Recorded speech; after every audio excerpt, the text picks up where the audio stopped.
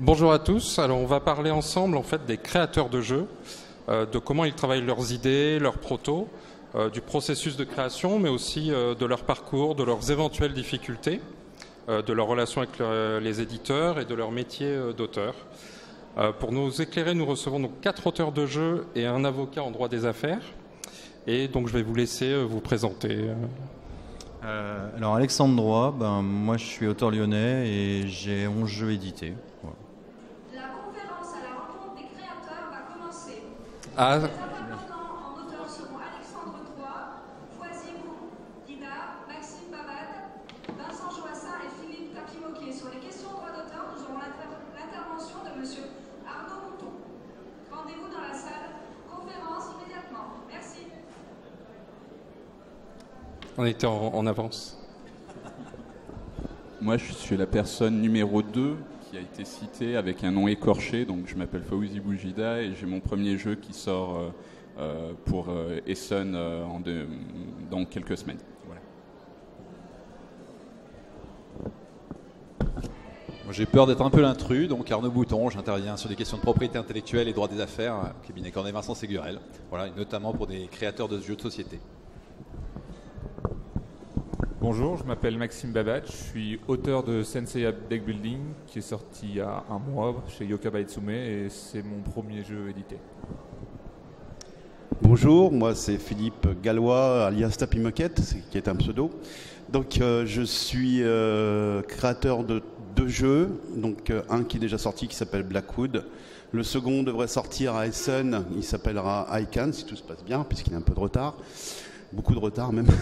Et un troisième où je suis co-auteur en fait, qui s'appelle Speed Dynamite, qui devrait voir le jour que dans 2 ans à peu près. Voilà. Donc première question en fait, comment vous est venue l'idée en fait de devenir auteur de jeux? Moi. Qui veut? Ouais, alors c'est un peu long là pour le coup. Ouais, c'était un boulot de fin d'année en cours d'histoire. Enfin, je suis infographiste à la base, j'ai fait une école d'art, ça remonte à loin maintenant. Et le thème de fin d'année, c'était créer un jeu de société. Et en fait, on était en binôme et on a fini premier de la promo. Ça nous permettait de passer dans l'étape supérieure, en fait, la classe supérieure. Et on s'est retrouvés 10 ans après, tous les deux avec le collègue au chômage. Et on s'est dit, tiens, on avait fait un jeu, et si on retravaillait le jeu pour voir un peu ce que ça valait. Et de fil en aiguille, comme on était au chômage, on a commencé à faire des jeux de cartes, on en a fait plusieurs, on en a fait 6 en 8 mois. Et puis on a commencé à traîner dans les cafés-jeux, rencontrer des boutiques, des gens. Et puis un beau jour, il y a un jeu qui a atterri chez un éditeur, entre autres chez Mathieu Despnous de Cocktail Game. Et ça a été le premier édité en fait. Voilà. C'est passé, le premier c'était... moi j'ai retrouvé du travail en fait, j'ai commencé à présenter vraiment les jeux en 2005 et le premier est sorti en 2011. Donc quoi, c'est un milieu où il faut quand même être très patient, ce que je dis souvent à des jeunes auteurs qui commencent.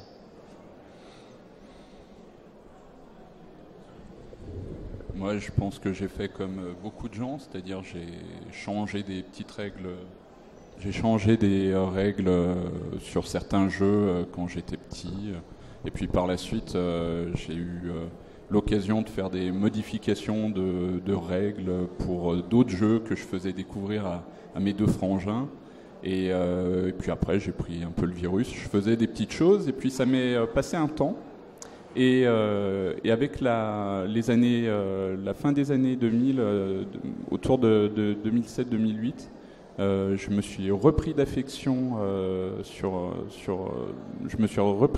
pour les jeux de société. Et j'ai eu l'occasion de découvrir certains salons et j'ai foutu les pieds dans les salons et quand on est redescendu, j'étais sur l'île et quand on est redescendu par la suite sur Lyon en 2014, en 2013 je suis venu à Octogone et je me suis dit oui, en 2014 je viendrai avec des protos et en 2014 je suis venu avec 4 protos dont un qui va être le jeu édité dans quelques semaines. Donc pour ma part, j'ai commencé quand j'étais tout petit à récupérer des grands cartons que je trouvais à droite à gauche pour dessiner des plateaux de jeux format XXL, genre 2 mètres par 2. Ça ressemblait plus à des cartes de jeux de rôle qu'à des jeux de société, mais voilà, je m'éclatais à faire des jeux des jeux de conquête, des jeux de rôle, voilà, énormes, auxquels je n'ai jamais joué d'ailleurs. Et après, ça m'a suivi au collège, au lycée. Je détournais des Space Crusade et d'autres jeux dans ce genre. Et puis au bout d'un moment, je me suis dit, c'est sympa de s'amuser tout seul dans son coin, mais est-ce qu'on pourrait pas en faire un peu profiter le monde? Donc je me suis mis là vraiment à chercher des projets plus concrets, plus finalisés, et puis à les proposer, donc faire le tour des salons, etc. Et ça m'a pris quand même en 2008. Vous voyez, comme le disait Alexandre, il faut être patient, puisque c'est seulement 10 ans après que je sors mon premier jeu. Donc après en avoir fait au moins 15 protos, finalement, on y arrive.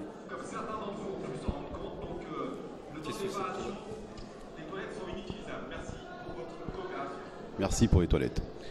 Donc moi en fait, pour rien vous cacher, je suis un passionné de jeu à l'origine en fait, et je suis également rédacteur ludique à titre amateur. Donc j'ai entre autres intégré une équipe du blog 20 jeux pour ceux qui connaissent, où on fait des articles sur les jeux, voilà.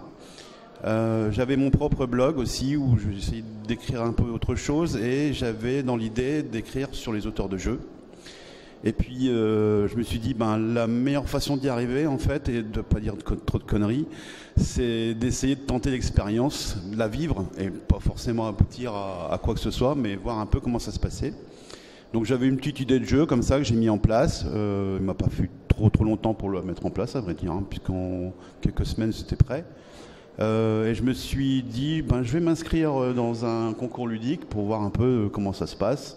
J'avais choisi Ludix qui se déroule en novembre de mémoire, du côté de Clermont-Ferrand. Et en pensant que c'était un tout petit truc, mais en fait il y a plein de gens connus là-bas qui y vont. Je me suis dit, oups, je suis confronté devant des vrais éditeurs, des vrais auteurs, etc. Donc c'est quand même quelque chose d'assez important. Et au final, j'ai perdu, donc c'est bien. Mais j'ai été nominé dans les finalistes, et ça, c'est super grisant à faire, je vous le dis tout de suite. Et finalement, j'ai laissé tomber mon article sur les auteurs de jeux, et j'ai continué mon jeu. Et c'est comme ça qu'il a fini par... il a fallu quand même pas loin d'un an de travail supplémentaire, voire 2, pour arriver à le finaliser et à trouver un éditeur qui soit intéressé. Donc c'est comme ça que j'ai démarré, et puis le deuxième a été créé pareil en une seule journée. Lui a eu moins de difficultés, et le troisième c'est du co-auteur, donc j'étais parti sur une idée de faire un jeu, et finalement je me suis rendu compte avec des auteurs que je connaissais que je partais sur la même thématique, donc je me suis proposé de travailler avec eux. Et puis ça a abouti aussi, j'ai vraiment de la chance apparemment. Donc voilà, personne n'est parfait, mais c'était pas ma vocation principale au départ, c'était faire de la rédaction en fait. Et justement, vous disiez que c'est un long processus de créer un jeu, il y a plusieurs années, etc. Mais ça part de où en fait? Comment vous avez l'idée? Ça vient d'une mécanique, ça vient d'une envie?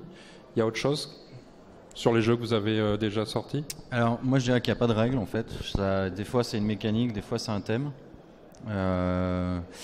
Des fois le jeu il marche presque en un claquement de doigts, il faut 2 heures parce qu'on a une idée en tête, on la pose sur papier et il se passe un truc magique. Et puis des fois on retravaille sur un jeu et il peut se passer 3 ans, 4 ans, 5 ans, 10 ans, et il n'y a pas de règle quoi. Et quand il s'agit par exemple de licence, la licence est arrivée après, ou c'était déjà la première étape de la démarche de création?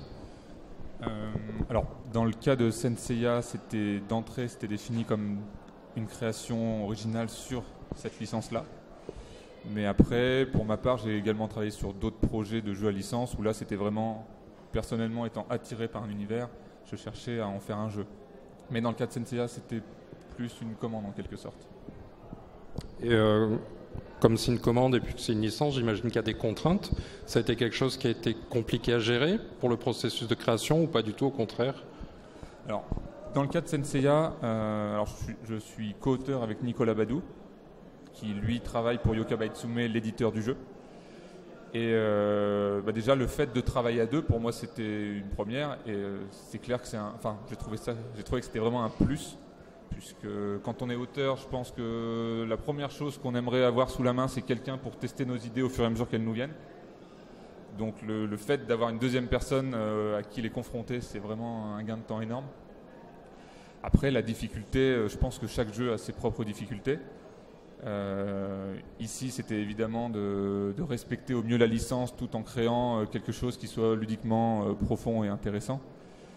Mais là-dessus, je pense qu'il n'y a pas de règle. Dans certains cas, ça va être un point de règle qui va nous bloquer. Dans d'autres, ça va être une condition de victoire qui ne s'impose pas d'elle-même. Enfin, il y a plein de choses. Et oui. Oui, allez-y, posez une question.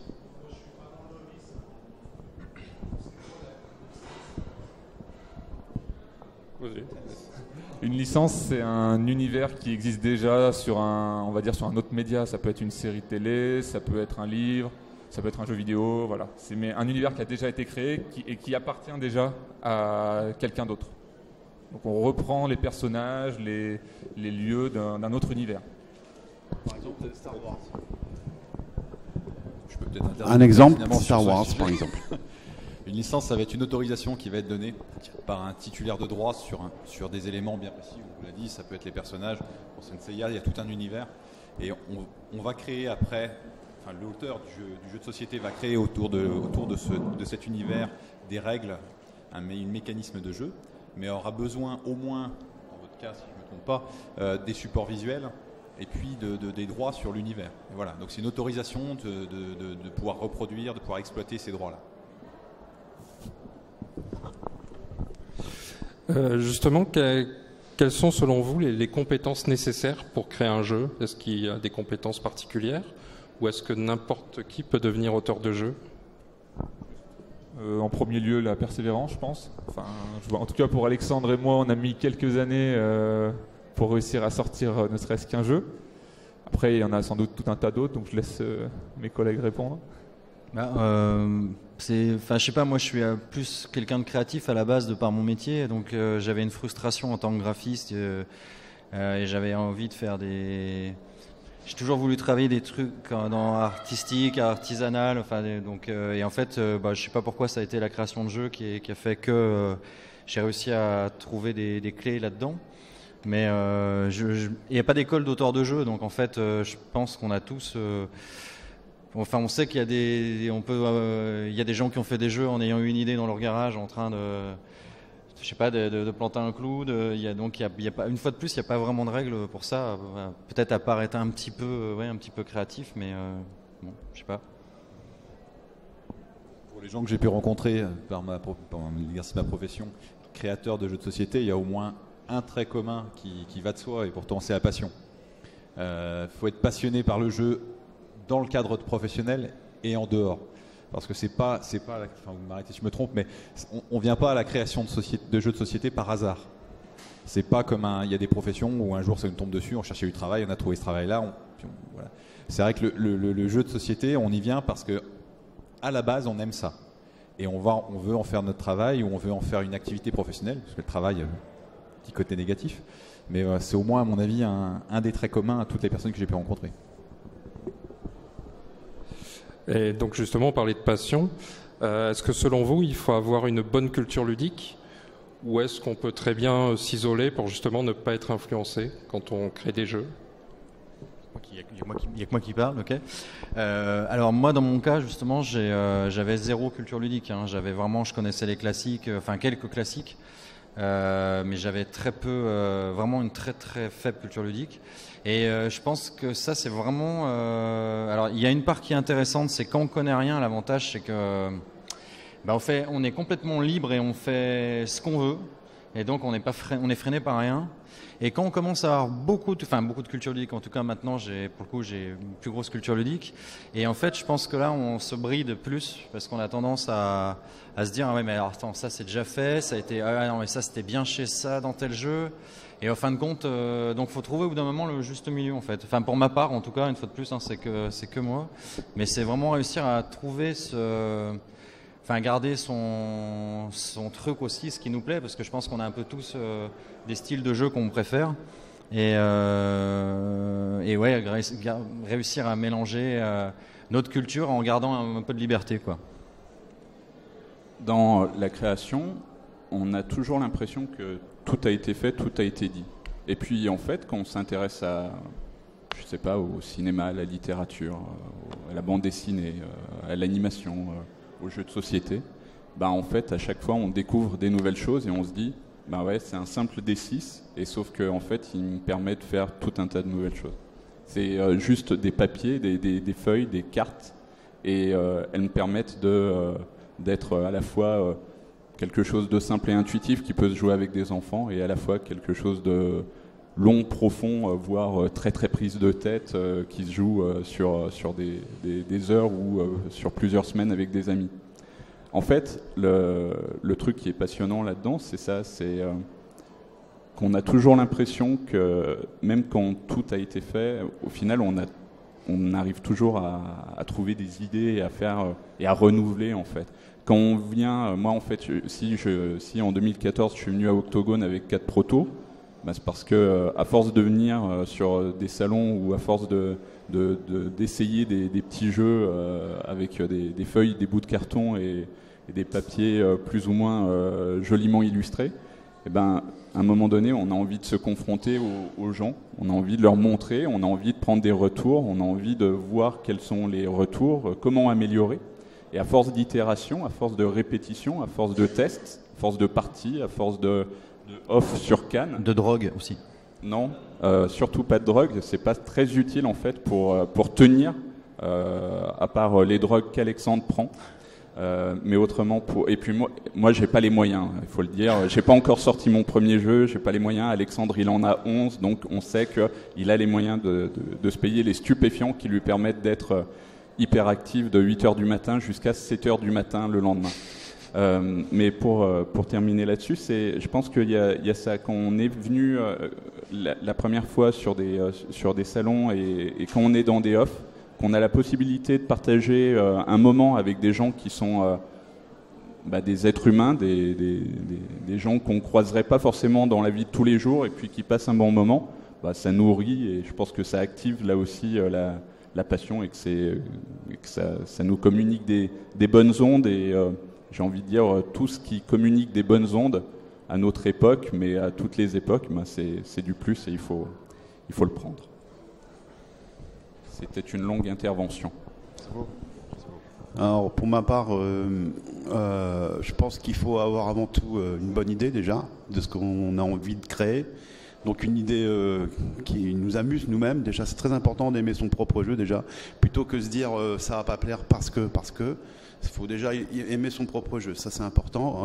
Après, au niveau de la culture ludique, moi comme je fais de la rédaction, j'ai beaucoup de jeux qui me passent sous les mains. C'est vrai que c'est assez gênant quelque part parce qu'on se dit ça existe déjà, ça existe déjà, ça existe déjà. Alors qu'on peut partir sur une même idée et finalement dériver sur autre chose. Et c'est encore mieux si on connaît quelqu'un qui a la culture ludique qu'on n'a pas, pour lui dire une fois que l'idée est en place, de dire est-ce que il va vous le dire, il va dire ça existe déjà. Bon, c'est sûr que ça calme quand c'est comme ça, mais c'est finalement mieux de ne pas être influencé. Et après, quand vous avez votre idée, c'est effectivement la persévérance. Faut bouger, faut montrer, faut présenter, faut accepter les critiques. Ça, c'est très important parce que moi, j'ai toujours estimé qu'un jeu, on le faisait jamais tout seul. À partir du moment où vous allez commencer à le présenter au public classique, à des amis ou des éditeurs, même pourquoi pas, il faut toujours prendre en considération ce qui remonte. Ce qui ne veut pas dire qu'il faut tout faire, c'est pas possible. Mais il faut faire un tri. Et je me dis que finalement, un jeu, on ne le fait jamais tout seul parce que quelqu'un a émis une idée à la fin en disant qu'est-ce que t'en penses, j'en pense ça, mais ça serait bien s'il y avait ça.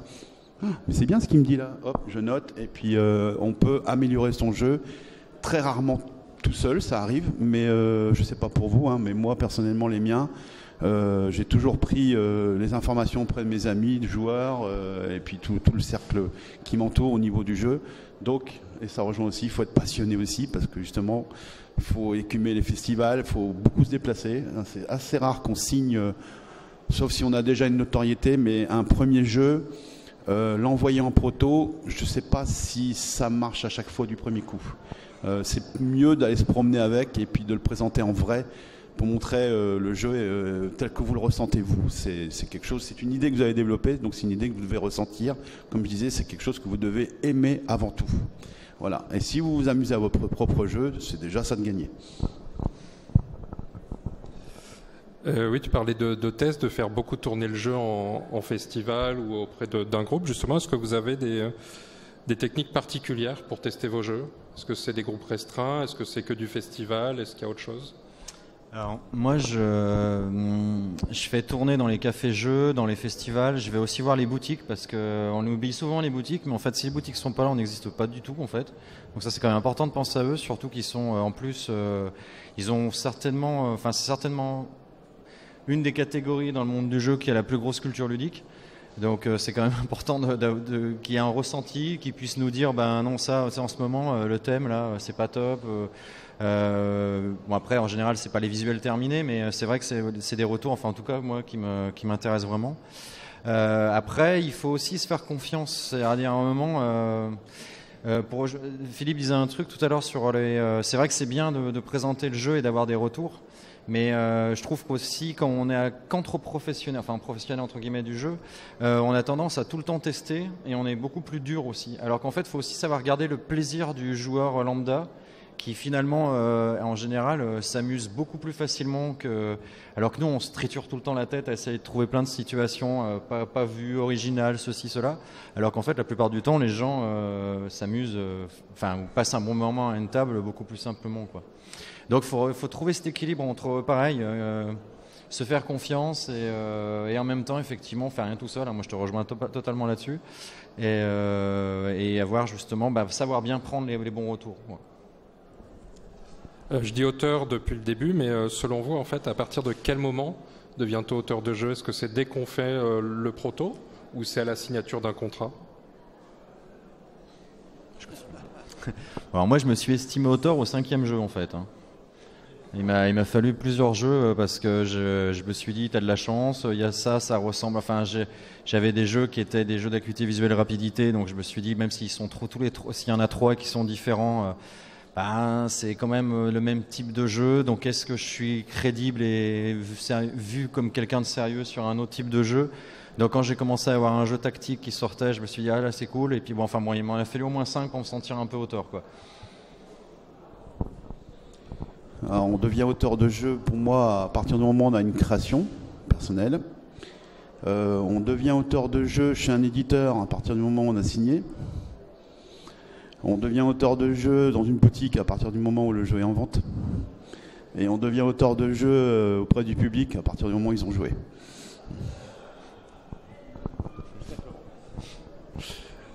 Donc on parle de création, mais il y a un moment, il faut rencontrer celui qui va produire le jeu, qui va produire le matériel. Comment s'est passé vos rencontres avec les éditeurs?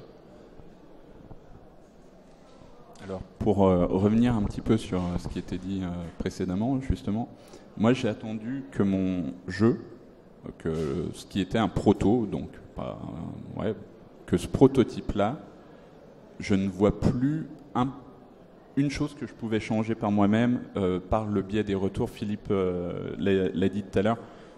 C'est une co-création. Alors là, je suis à côté d'un juriste, donc j'imagine qu'il ne faut pas le dire trop fort. Mais oui, effectivement, c'est une co-création. Quand vous avez fait des centaines et des centaines de parties de votre jeu, qu'il vous plaît toujours et que vous continuez à le présenter, à le montrer, mais qu'à chaque fois, vous prenez les retours des gens et qu'au bout d'un moment, vous notez qu'il y a une imperfection par rapport à ça.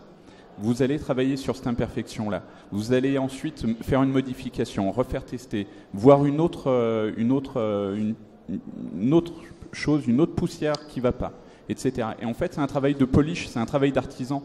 Vous allez lisser, lisser et lisser. Et ça, c'est pour les laborieux, pour les travailleurs, ceux qui ne pondent pas un truc génial d'entrée de jeu. Mais pour les artisans, on est face à un bloc de marbre et puis on est en train de le lisser. Et moi, au moment où j'ai senti qu'il n'y avait plus aucune aspérité, c'était en janvier 2017. On avait joué avec, j'ai la chance d'appartenir au collectif des auteurs lyonnais, la CAL, avec Alex et avec tout un tas d'autres copains. Et au moment où j'ai senti que j'avais réglé le dernier truc qui faisait masse lors du test de jeu, d'un seul coup, je me suis dit, c'est bon, je vais pouvoir prendre des rendez-vous à Cannes quelques semaines, quelques mois après, et puis le présenter pour la première fois. Et du coup, ça s'est bien passé. Il y a quelques éditeurs qui ont pris un exemplaire, puis il y en a un qui a proposé de le signer. Donc voilà. Donc moi, je suis un petit peu dans ce mode un peu laborieux. J'ai eu l'occasion de tester des protos de certains copains, dont certains qui n'ont pas beaucoup de poils sur le caillou et qui sont à ma gauche. Et c'était la troisième partie, c'était sur 3 petits bouts de papier, vous jouez et vous vous dites, il n'y a rien à changer. Mais ça, pour le coup, c'est autre chose, c'est être béni des dieux. Alors, juriste que je suis confirme à 100%, je suis parfaitement d'accord, ne serait-ce que sur la définition d'auteur en réalité. Parce que n'est auteur que celui qui a créé une œuvre. Et il n'y a que l'auteur pour décider à quel moment son œuvre est terminée. Et c'est à partir du moment où elle va être terminée qu'elle va pouvoir être publiée, qu'elle va être protégée. Donc au final, la définition personnelle qu'on donne de l'auteur et puis le régime juridique, il est extrêmement associé et extrêmement respectueux de la vision qu'ont les auteurs eux-mêmes de leur travail. C'est-à-dire que personne d'autre ne peut décider votre jeu de société est terminé ou votre jeu de société n'est pas terminé, continuez de travailler dessus. Et pareil sur la notion de co-auteur, c'est toute la difficulté qu'il y a avec les jeux de société, c'est définir qui est l'auteur. Parce qu'on est sur des œuvres, alors juridiquement on parle d'œuvres collectives, d'œuvres de collaboration, d'œuvres complexes, mais on est sur des œuvres qui sont de plusieurs natures. Entre la règle, on parlait tout à l'heure des visuels, de l'univers. Il y a également les personnes qui ont contribué à la mise au point des règles, etc. Le seul critère qui est, c'est un apport original de la part de ces personnes, mais il est parfois extrêmement difficile à définir, notamment lorsqu'on est sur des processus de création qui sont extrêmement longs, qui se posent sur plusieurs années, et où les acteurs qui ont intervenu pour la mise au point de ce jeu de société sont extrêmement nombreux. Donc je vous rejoins tout à fait. Je rebondis parce que tu viens de parler de protection. C'est une question qu'on retrouve souvent sur les forums, sur les réseaux sociaux pour les auteurs. C'est comment ou est-ce que je dois protéger mon jeu ? C'est-à-dire quand il est en proto. Voilà, est-ce qu'il y a une réponse à ça en fait ? La première question, est-ce que je dois le protéger ? C'est une question qui est plus presque philosophique, mais d'un point de vue pragmatique, ce qu'on disait, lorsqu'on travaille depuis 4-5 ans sur quelque chose, parce que c'est notre activité professionnelle et que ça doit nous nourrir, oui, on doit le protéger. Et on doit le protéger efficacement. On vous parlait de forums, il y a des forums sur lesquels il y a des conseils très pertinents. Il y a aussi beaucoup d'idées reçues. J'en discutais avec plusieurs créateurs de jeux juste avant d'entrer où ils m'expliquaient qu'on pouvait reprendre un univers si on ne récupérait pas 30% ou si on ne récupérait pas, s'il n'y avait pas 10 points de similitude. Ça n'existe pas ces critères-là. Le critère est beaucoup plus évasif, malheureusement. La contrefaçon, elle va être faite dès lors qu'on reprend des éléments originaux. Donc à partir de là, il va falloir que vous protégiez avant tout les éléments originaux de vos jeux. Donc ça peut être les visuels, ça peut être les supports, ça peut être les règles aussi, et ça va passer par exemple par du versionning. C'est-à-dire que lorsque vous mettez au point une première version de votre jeu de société, rien ne vous empêche de mettre en place des mesures de protection. Et quelles vont être ces mesures ? La première, ça va être un aménagement de la preuve. Votre jeu va être protégé dès qu'il va être créé. C'est un des rares droits de propriété intellectuelle qui ne nécessite pas de diligence particulière. Vous créez, vous considérez que votre jeu est publié, qu'il est terminé, c'est une œuvre protégée par le droit d'auteur. Mais il va falloir prouver que vous l'avez créé. Donc ça va passer par des systèmes basiques, comme l'enveloppe solo à l'INPI. C'est une enveloppe que vous pouvez acheter sur Internet, vous pouvez acheter à l'INPI, dans laquelle vous allez glisser vos règles, vos supports visuels. Il y a un certain nombre de pages limitées. Ça va être envoyé à l'INPI, ça va être conservé, ça permettra de donner date certaine, c'est-à-dire qu'on sait qu'à telle date, vous avez créé ce jeu-là. Et lorsqu'il y aura une difficulté, vous pourrez faire ouvrir cette enveloppe et vous aurez une preuve certaine de la date et du contenu de votre création. Ça va être, je vous le disais, la difficulté avec le jeu de société, c'est qu'on est vraiment sur des œuvres multiples.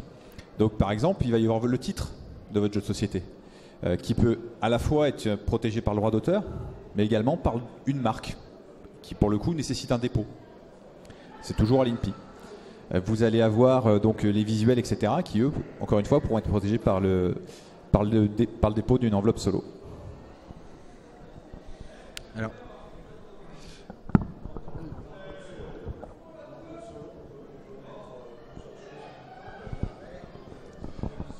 La seule contrainte de l'enveloppe solo, c'est le nombre de pages. Oui, vous avez le droit à 8 pages. Voilà. Tant que vous pouvez mettre sur les pages, c'est vous qui organisez. Donc ça peut être des captures d'écran, ça peut être, c'est vous. Voilà, vous pouvez mettre ce que vous voulez. En fait, vous pouvez imprimer votre jeu, vous gardez votre jeu, vous imprimez sur des feuilles A4. Vous mettez 2 photos du jeu en situation, vous mettez la règle du jeu. Vous pouvez faire l'enveloppe solo à l'INPI, vous pouvez vous l'envoyer aussi vous-même par la poste, avec le cachet de la poste qui fait foi. Et alors, voilà. Et puis on passe de la police 14 pixels à la police 8 valeur pixels, ça discutable passe. parce que. Ah bah, forcément, faut pas ouvrir l'enveloppe. Voilà, oui, c'est sûr. Ça, on est d'accord. Mais après, alors je vais juste rebondir sur un petit truc par rapport à ça, c'est que, enfin, c'est très bien ce que vous avez dit, mais ça fait un peu peur, il y a plein de choses à. Oui, bien sûr. Alors qu'en fait, il y a quasiment jamais des jeux qui sont copiés réellement en vrai, parce que s'il y a un jeu qui est copié, déjà en général, les éditeurs vont connaître le jeu. Hein. Quelqu'un qui change je sais pas, les aventuriers du rail, à la place de mettre des wagons, il met des voitures, on va vite le savoir, c'est quand même le métier des éditeurs. Et les quelques histoires qu'il y a eu dans le monde du jeu sur des jeux où on a essayé de dire que ça avait été créé avant ou après, c'est des histoires où il y a de l'argent à prendre. Donc c'est vraiment des jeux qui sont des très très gros succès. Il y a eu des histoires avec Jungle Speed par exemple. Après, ça coûte plus cher de faire un procès que les droits d'auteur que va toucher l'auteur dans la plupart des cas. Donc c'est très très rare aussi que ça arrive quand même. Alors, je vais nuancer sur aussi, le jeu de société après. C'est vrai que sur le jeu de société, il n'y a pas forcément beaucoup de contentieux pour une simple et bonne raison, c'est que ça ne génère pas encore une activité économique énorme. Sur Jungle Speed, c'est Jungle Speed et Jungle Jam de mémoire. Jungle Jam a été condamné pour contrefaçon. Je crois que c'est un arrêt 2010. Ça représentait de mémoire 45 000 € de dommages et intérêts. Donc on est déjà, et c'est une des rares jurisprudences qu'on ait, une des rares décisions qu'on ait sur le sujet. Donc on n'est pas sur des montants. C'est voilà. ça, parce que Jungle Speed ça a 25 ans, hein. Donc c'est vrai qu'il n'y a pas eu beaucoup de choses depuis. Voilà. Donc on est sur des. Maintenant, il y a une autre dimension qui est autre qu'économique, c'est parfois simplement l'auteur du jeu de société, il ne veut pas se faire piquer son idée. Donc sans parler de procès, sans aller jusque-là, le fait de l'avoir protégé fait que si un jour vous entendez parler d'un éditeur un peu scrupuleux, ou il y en a comme des auteurs peu scrupuleux, qui viendraient à copier votre jeu, vous pouvez toujours envoyer une simple lettre de mise en demeure en disant voilà, mon jeu est protégé, ma marque est déposée, vous arrêtez. Et ça peut éviter un procès, ça peut éviter pas mal d'ennuis, et ça peut au moins permettre à l'auteur d'avoir exprimé son statut d'auteur et demander une certaine reconnaissance. Alors, personnellement, également, je pense qu'il y a aussi la médiatisation de votre jeu. C'est-à-dire, il ne faut pas hésiter à le montrer en fait, que les photos apparaissent, etc. dès le départ sur les réseaux sociaux ou les blogs ou ce que vous voulez. Parce que finalement, vous serez déjà reconnu comme étant attaché à ce jeu-là. Par tout le monde, par le public, tout au moins. Tous ceux qui ont suivi le processus du jeu, ils vont dire « Ah bah lui, c'est lui qui a fait le prototype, machin truc ». Donc quelque part, vous sécurisez finalement de le faire savoir, finalement, le jeu devant tout le monde, de dire, ben voilà, quelque part, d'abord ça vous permettra de savoir si quelqu'un dans la culture ludique vous dira « ça existe déjà ». Et d'un autre côté, ça vous permettra aussi de sécuriser finalement votre jeu. Bien sûr, moi, personnellement, quand ça commence à intéresser l'éditeur, je passe quand même par l'enveloppe solo. Ça coûte 15 €, c'est 8 pages. Si c'est écrit tout petit, lisible, ça arrive à passer, hein, les règles du jeu. Mais il y a aussi le fait de le faire savoir.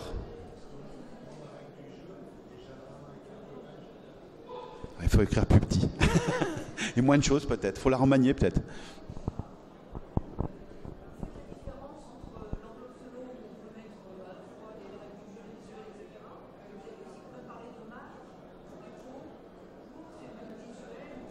Non, la marque, elle va être déposée uniquement pour le titre, le nom du jeu de société, ou éventuellement vous pouvez déposer des visuels, mais en tant que logo. Alors, en tant que logo. Voilà, excusez-moi. faut bien. Ouais. Un truc qui est très important, ça dépend où vous en êtes. C'est-à-dire qu'en fait, est-ce que le jeu que vous avez entre les mains, c'est quelque chose que vous allez éditer vous, et là, il va falloir effectivement vous renseigner sur tout ça, ou est-ce que c'est un prototype que vous donnez à un éditeur ? Parce qu'après ça va être le boulot de l'éditeur, parce que vous allez peut-être faire un jeu avec, j'en sais rien, moi, des vaches et des soucoupes volantes, et l'éditeur va peut-être en faire en complètement autre chose avec des cow-boys et des indiens, quoi. Donc du coup, le nom, pour le coup, va changer, les illustrations vont changer. Il y a plein de choses qui vont être modifiées, donc ça dépend vraiment de ce que vous faites aussi. Ça, autrement, vous allez dépenser de l'argent pour rien, par contre. Parce que protéger un nom, moi j'ai fait ça au tout début, parce qu'il y avait très peu d'informations à l'époque, mais j'ai dépensé de l'argent pour protéger des noms de jeux, sachant qu'une fois qu'ils ont été dans les mains de l'éditeur, les noms de jeux, c'est l'intérêt de commencer par l'enveloppe solo. C'est que dans l'enveloppe solo, vous pouvez mettre le nom de jeu, qui pourra être protégé par le droit d'auteur. Si ça marche, si l'éditeur valide ce nom, etc., vous pourrez déposer en tant que marque. Ça aura un coût supplémentaire et une protection qui sera différente. Mais au moins, via l'enveloppe solo, vous avez la première protection. Et juste pour rebondir sur la réputation, enfin le fait de lier votre jeu à votre nom, dans le Jungle Speed, puisque j'ai regardé un petit peu en préparant pour aujourd'hui, je me suis aperçu qu'il y avait des forums où des internautes avaient fait remonter aux créateurs de Jungle Speed des éléments pour le procès. En lui disant, il y a la marque qui a été déposée dans tel pays en Europe, de Jungle Jam, etc. C'est des éléments qui ont été utilisés après par les avocats dans le cadre du procès. Donc effectivement, c'est extrêmement intéressant qu'on vous associe votre nom au jeu, indépendamment de la protection juridique, etc. Ouais, et c'est vrai que c'est une idée préconçue qu'on a tout le temps, on est tous pareil là-dessus. Les auteurs, on croit tout le temps qu'il faut montrer le jeu à très peu, et effectivement, c'est vraiment l'inverse qu'il faut faire. C'est vrai que plus vous le montrez, c'est clair, plus vous le datez dans le temps, plus vous avez des témoins. Donc ça, c'est super important.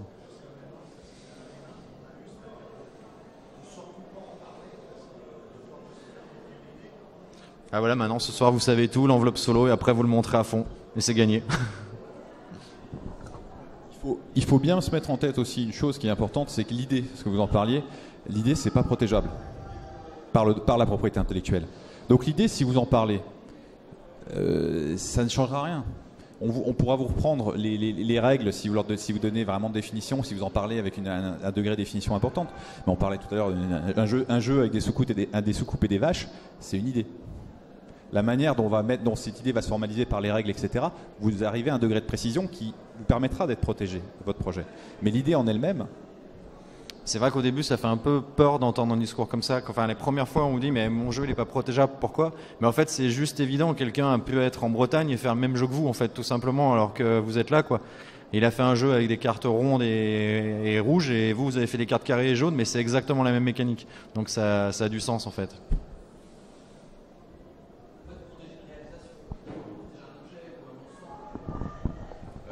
On protège, alors c'est extrêmement compliqué.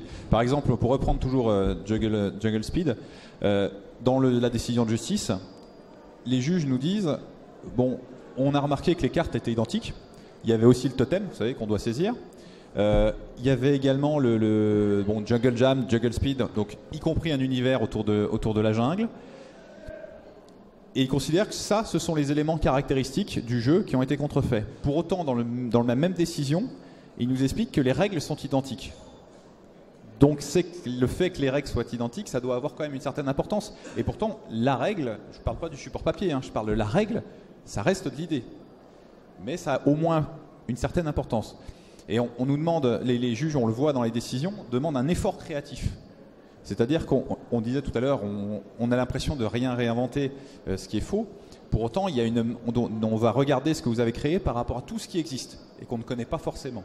Donc il faut regarder cet effort créatif. D'où l'intérêt de démontrer qu'on n'est pas allé, si on veut faire un jeu avec un chevalier, un elfe et un nain, qu'on n'a pas simplement été copier un donjon et dragon de 30-40 ans, mais qu'on a fait du travail de création, on a fait un travail de rédaction sur les règles, sur les visuels, etc. etc. Un, deux.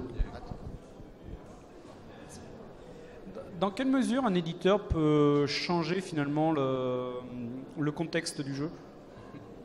Ok, tout le monde me regarde. En fait, pardon, vas-y.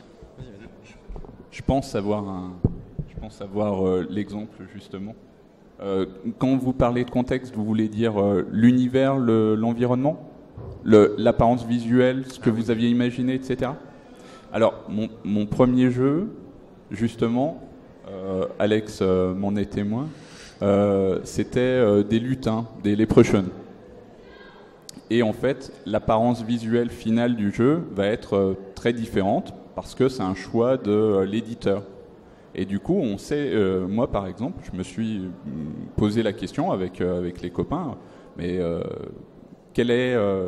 pourquoi une décision comme celle-ci, qui me paraissait à ce point éloignée de mon intention première? Et en fait, il faut partir du principe, de la même façon quand vous écrivez un scénario ou vous participez à un processus d'édition, quand vous amenez de la matière, en l'occurrence un jeu, un prototype, c'est un peu comme un scénariste dans le milieu de l'animation, en fait vous amenez une sorte de matière molle. Et cette matière molle, c'est une sculpture qui n'est pas encore terminée de modeler. Et la part de l'édition, ça peut être justement des choix en matière de choix visuels, parce qu'à un moment donné, un éditeur se dit, pour rencontrer le public de la façon la plus optimale... On va mettre des licornes. C'est la mode, on met des licornes, par exemple. Voilà, il va y avoir un choix. Et c'est la part aussi que doit accepter un auteur, s'il souhaite être édité, c'est aussi se dire, bah tiens, est-ce que le plus important dans le jeu que j'ai créé, c'est la mécanique et le système et le ressenti ludique, l'expérience de gameplay que les joueurs vont éprouver autour de la table, ou est-ce que c'est simplement, je suis attaché à ce que ça soit Deletion et pas autre chose? Ben justement, normalement, la part des choses, vous la faites. Et donc, du coup, un éditeur peut très bien changer totalement la direction que vous aviez imaginée. Sachant que, logiquement, il doit vous concerter un petit peu. Hein. Normalement, je dis bien normalement. C'est pas toujours une évidence. Après, faut savoir aussi leur faire confiance. Les éditeurs, c'est quand même eux qui sont sur le terrain et ils savent comment ça marche. Il faut pas oublier une chose, c'est qu'ils travaillent sur l'international aussi. Donc de temps en temps, si vous présentez quelque chose qui est très français, eux ils vont se dire c'est bête bien, mais si on remplace ces personnages par d'autres, ça va toucher beaucoup plus de pays, ça sera plus simple d'accès, etc., etc.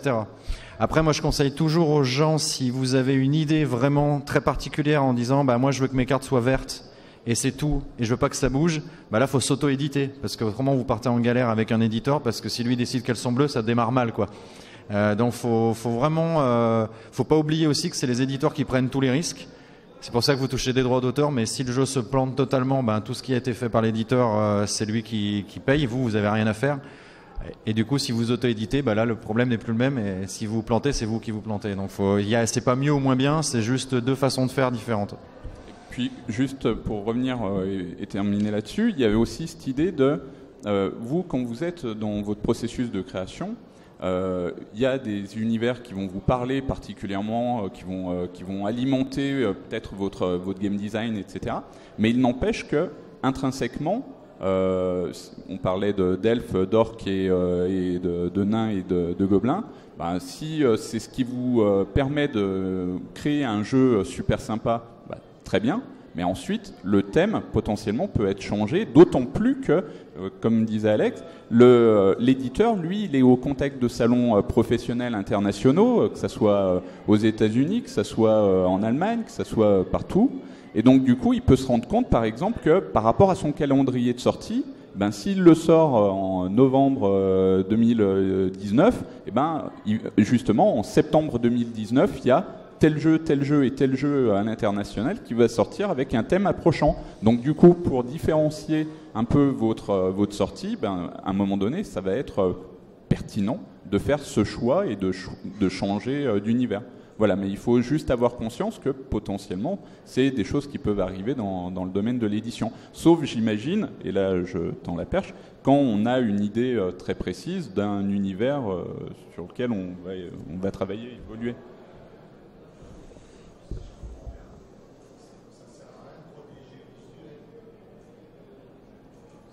Pas au stade de proto. Pas au stade de prototype, ouais. Il faut toujours distinguer l'aspect juridique et l'aspect pratique. C'est ce qu'on disait tout à l'heure. L'éditeur, d'un point de vue juridique, ça dépend du contrat, etc., mais par rapport à votre droit moral, il n'a pas le droit de toucher à votre œuvre. Mais ça, c'est le droit. Après, il y a la pratique. C'est-à-dire que si vous voulez être édité, il faut non seulement, il y a un rapport de force, mais il y a aussi faire confiance à la personne à qui va vous éditer, parce qu'elle peut vous apporter des choses. Donc après, on se pose la question de la création. Jusqu'où l'éditeur est qu'éditeur et n'est pas co-auteur avec vous.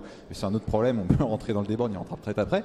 Mais voilà. Mais en tout cas, vous, Il vous appartient, c'est votre responsabilité parce que c'est votre bébé, avant même d'aller voir un éditeur, de commencer à vous dire je vais avoir quelques petites protections. Ça ne nécessite pas de dépenser des milliers et des cents, on l'a dit, hein, une enveloppe solo, c'est pas grand-chose. Et ça vous permet quand même d'arriver en ayant aussi un gage de sérieux.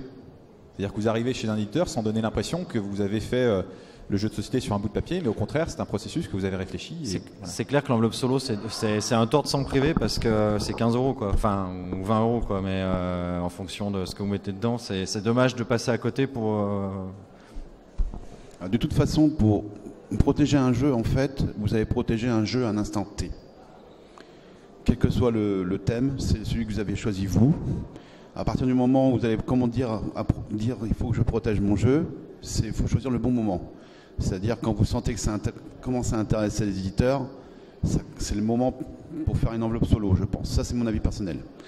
Donc il aura peut-être entre deux rechangé de thème parce que vous allez croiser quelques éditeurs qui vous a dit déjà ce thème-là, non, c'est pas la peine, les nains, les gobelins, il y en a des millions, on laisse tomber, il faudrait trouver autre chose. Donc vous avez peut-être déjà modifié pour vous, mais vous savez que vous intéressez un éditeur et c'est peut-être à cet instant T-là qu'il faut le protéger. À partir du moment où vous avez signé le jeu, il est protégé. Il est protégé par l'éditeur.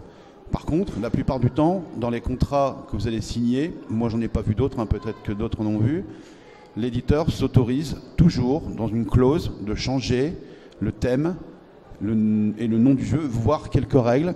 Après, tout va dépendre avec quel éditeur vous allez travailler, vos relations avec lui.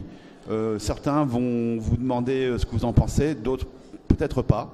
Donc c'est une chose sur laquelle il faut lâcher du lest parce que finalement l'important, on parlait tout à l'heure de la relation avec les éditeurs, pour moi elle est à deux vitesses. Vous n'êtes pas auteur du tout, vous n'avez jamais rien signé, il faut faire certaines concessions et puis de toute façon c'est un métier, être éditeur, c'est un métier à part. Beaucoup m'ont dit pourquoi on ne fait pas de l'auto-édition, etc. J'ai dit non, c'est un métier, il faut avoir du relationnel, il faut connaître les fabricants, on peut le faire mais c'est très difficile, c'est un métier bien à part.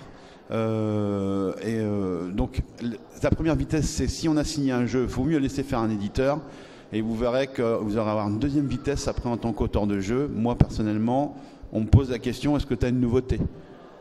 Parce que j'en ai signé un finalement, c'est pas terrible mais voilà, ça fait une deuxième vitesse et finalement on rentre dans le domaine des auteurs, même tout petit, hein, mais on a une autre vitesse à partir du moment où on a été signé au moins une fois. Voilà, et ça c'est à partir du moment où c'est signé, au niveau des droits, c'est eux qui prennent possession. Vous avez vendu votre jeu, vous avez vendu les droits de votre jeu. Enfin vendu, vous l'avez signé, donc ça leur appartient. Ça leur appartient pendant un certain nombre d'années, qui est également précisé parfois sur les contrats.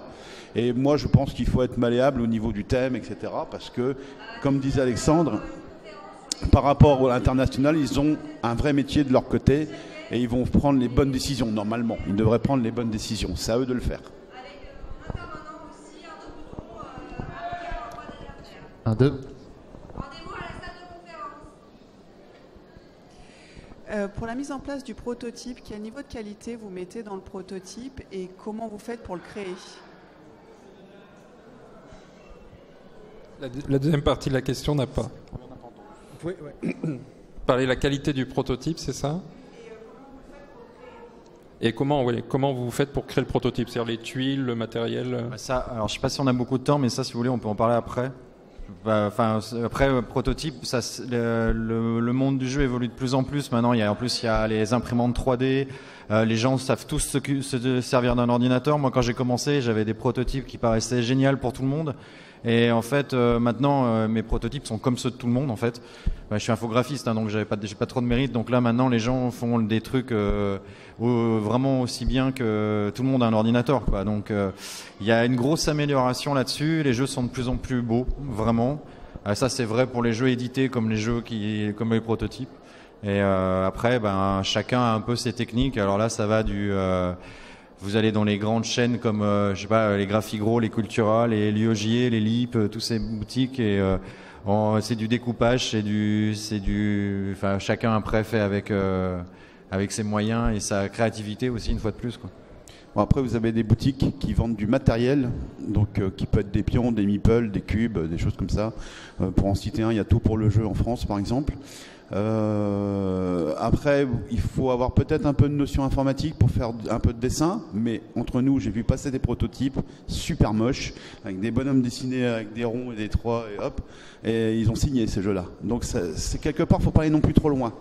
Parce que si vous faites un produit fini, vous risquez en fait de coincer l'éditeur sur le jeu finalement, et se dire, et puis s'il vous dit, maintenant, il faudrait changer ça, et vous avez mis de l'argent dedans, par exemple, beaucoup d'argent dedans, pour faire passer, vous êtes passé par des graphistes, vous êtes passé par des imprimeurs, etc. Et il vous dit, bah non, il faut changer ça, sachant qu'un prototype change souvent en plus. Hein. Donc, si vous faites ça, ça va vous coûter cher. Si vous avez l'argent pour le faire, pourquoi pas. Hein, mais moi, je vous le déconseille. Il faut un minimum présentable, on va dire. Si ça marche avec une carte rouge et un chiffre 1 dessus et un chiffre 2 et que vos cartes sont comme ça, c'est pas la peine de mettre un elfe, une vache ou quoi que ce soit. Ça n'a pas d'intérêt, vous allez perdre du temps pour rien. Donc si vous avez le temps de le faire, enfin moi je dis ça, mais en fait je mets la vache et je mets tout. Mais ça c'est mon problème. Mais c'est vrai qu'il faut juste que la mécanique soit efficace et que le jeu soit bien. Après, ça n'a pas de sens. Alors après, moi l'impression que j'ai tout de même, alors c'est sûr que quand on présente un prototype à un éditeur, l'éditeur il connaît. Vous allez lui montrer rien que le matériel, vous n'avez même pas encore ouvert la bouche, il sait déjà de quoi on parle et sur quelle mécanique on va s'articuler.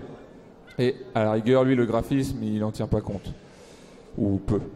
Parce que lui, il s'imagine déjà, lui, quel graphisme il va mettre par-dessus si le jeu lui plaît. Par contre, c'est vrai que quand vous montrez vos protos en salon, ou même à vos amis chez vous, là, c'est important d'avoir... ça peut être important d'avoir quelque chose de plus attrayant pour que la personne qui n'est pas un professionnel, qui n'est peut-être même pas un gros joueur, puisse se projeter dans l'ambiance et dans l'expérience que vous souhaitez lui proposer. Donc quand vous le soumettez, quand vous cherchez des testeurs, c'est bien d'avoir un prototype qui donne envie. Surtout si en plus vous êtes sur un salon où il y a 15 autres protos autour de vous. Mais si votre proto il tourne et que vous avez juste 2-3 modifs à faire, ne refaites pas tout le proto, tous les graphismes, toute l'impression dans un imprimeur. Faites juste le proto avec les quelques modifs et l'éditeur, lui, il n'aura pas besoin de ça. Si le jeu est bien, il trouvera preneur de toute façon. Hein. Oui, une autre question ?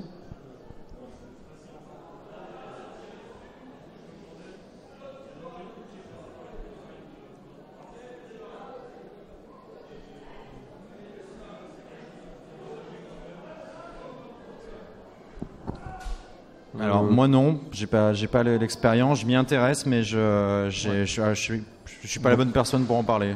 Ouais, non plus. C'est vrai que j'ai regardé pendant un temps parce qu'on a l'impression que ça permet beaucoup de choses, que tout le monde peut se lancer. Je pense qu'il faut aussi se rendre compte qu'il y a beaucoup de projets qui capotent. Et aujourd'hui, un beau projet Kickstarter ou Ulule ou tout ce qu'on veut qui donne envie, qui attire beaucoup de backers ou de pledgers ou ce que vous voulez. Derrière, c'est une équipe, c'est des gens dont c'est la profession de gérer ça. On a même des éditeurs qui passent par des entreprises externes qui vont gérer leur campagne. Être tout seul aujourd'hui et créer son jeu, vouloir le distribuer, trouver tous les prestataires, tous les partenaires qu'il faut, plus gérer la campagne. Aujourd'hui, moi personnellement, ça me semble complètement hors d'atteinte. Certains le font avec leurs propres moyens, ça ne va pas être les campagnes du siècle, mais qui vont être réussies. Mais c'est un énorme investissement, je pense, en temps et en capacité. Je pense qu'il faut juste avoir conscience que c'est autre chose que le système d'édition classique. C'est des choses qui peuvent s'envisager à partir du moment où vous avez créé une communauté, où il y a des dizaines, des centaines de personnes qui ont joué, qui sont du coup vos premiers commerciaux. Mais du coup, c'est vraiment une autre démarche. En fait, c'est deux démarches très très différentes. Quand vous êtes dans la démarche de l'édition classique, comme on disait d'ailleurs, c'était assez intéressant parce que je pense qu'on a tous à peu près le même ressenti.